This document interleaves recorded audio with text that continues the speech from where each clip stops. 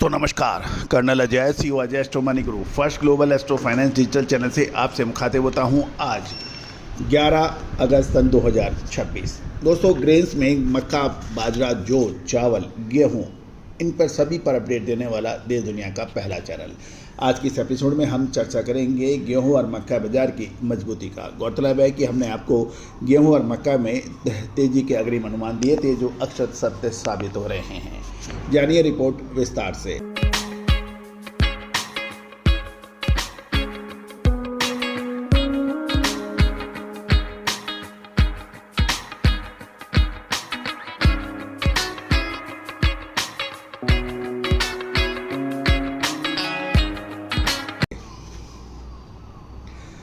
दोस्तों इससे पहले हम आगे चले, एक विनम्र अनुरोध, यदि आप हमारे चैनल पर नए हैं, पहली बार आए हैं और अभी तक सब्सक्राइब नहीं किया है, यदि चैनल पसंद आए तो लाइक, सब्सक्राइब और कमेंट बॉक्स में अपनी राय जरूर दीजिएगा।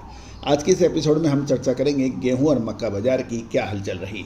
एक तरफ बांग्लादेश की मांग है तो गेहूं की मजबूती दिखाई दे रही है, दूसरी ओपन मार्केट सेल स्कीम के अंदर देरी से गेहूं के दाम मजबूत दिखाई दे रहे हैं। एथेनॉल की खरीदारी से मक्का के दामों में भी मजबूती देखी जा रही है। जानिए रिपोर्ट विस्तार से। दोस्तों आज की इस खास कवरेज में आपका स्वागत है। आज हम बात करेंगे देश के दो प्रमुख खाद्यान्न गेहूं और मक्का की। एक तरफ जहां बांग्लादेश से मजबूत मांग और ओपन मार्केट सेल स्कीम की देरी के कारण गेहूं के बाजार को मजबूत समर्थन मिल रहा है, वहीं दूसरी ओर खरीफ बुआई में देरी और एथेनॉल डिस्टिलरी की आक्रामक खरीद से मक्का के भाव में तेजी पकड़ी जा रही है। जानते हैं कि आज मंडियों के भाव 10 तारीख को 10 अगस्त को क्या रहे और आगे आने वाले दिन का आउटलुक भी देखते हैं। सबसे पहले बात करेंगे गेहूं की। दोस्तों दिल्ली मार्केट में 10 अगस्त को भाव गेहूं के 2880 से 2890 रुपये मजबूती से देखे खड़े थे। उत्तर प्रदेश के अंदर एक्स वेयर हाउस के दाम 2760 से 2785 रुपये प्रति क्विंटल स्थिर से तेज बनाए गए।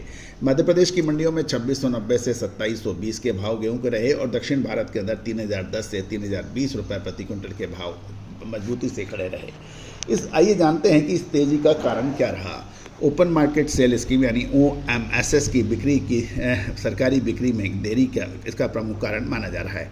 अगस्त महीने में सरकार द्वारा ओपन मार्केट सेल स्कीम शुरू होने की संभावना बेहद कम है। मौजूदा हालत को देखते हुए यदि बिक्री में और देरी होती है तो आटा मिलों को खुले बाजार से पर निर्भरता बढ़ सकती है। बांग्लादेश की दूसरी ओर गेहूं की बांग्लादेश से तगड़ी मांग देखी जा रही है। बांग्लादेश के करीब 20 रेलवे रैक के सौदे हो चुके हैं। यूपी और एमपी से लगातार लोडिंग जारी है। हालांकि सीमा पर ट्रैफिक कंजेंशन चिंता का एक प्रमुख विषय भी माना जा रहा है।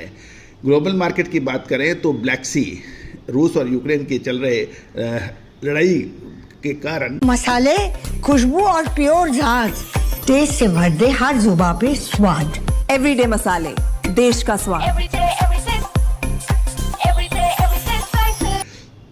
इस क्षेत्र में सप्लाई में बाधा के कारण अंतर्राष्ट्रीय स्तर पर गेहूं की उपलब्धता तंग है, जिससे भारतीय गेहूं की मांग लगातार बनी है, विशेषकर हमारे नज़दीकी नेबर कंट्रीज में।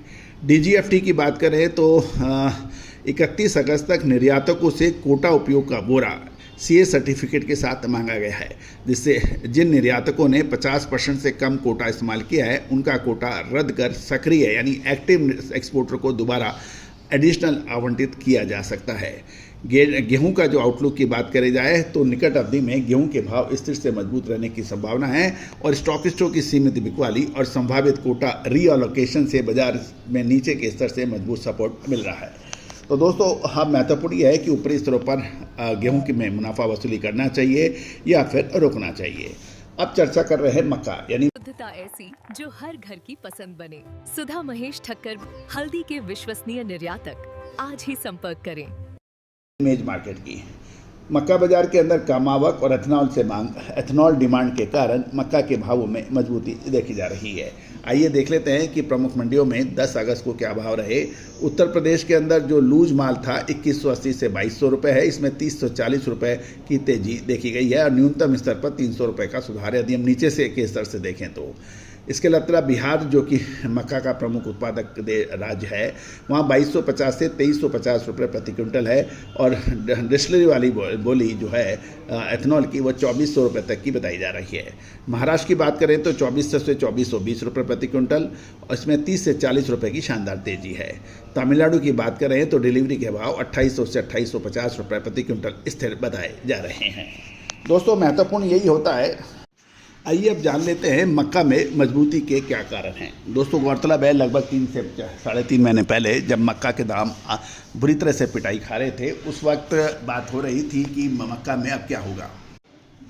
दोस्तों मक्का की तेजी की प्रमुख कारण एथनॉल डिस्टिलरियों की आक्रामक यानी एग्रेसिव खरीद है। चावल की कम उपलब्धता की आशंका के चलते बिहार और ईस्टर्न इंडिया यानी पूर्वी भारत में डिस्टिलरियों की मक्का की खरीद 2400 रुपये प्रति क्विंटल तक भाव आ गए हैं। गौरतलब है कि लगभग 3-3.5 महीने पहले जब मक्का की बेहद बुरी तरह से पिटाई हो रही थी, उस वक्त हमने यही कहा था कि इन भावों में मक्का को बाइंग करना उचित रहेगा क्योंकि ये भाव दोबारा शायद ना मिले। नतीजा आपके सामने है। दूसरी ओर प्रमुख कारण यह है खरीफ की जो फसल है, कर्नाटक सहित प्रमुख उत्पादक क्षेत्रों में बुआई पिछले साल से पीछे है और कटाई में 15 दिन देरी की संभावना जताई जा रही है।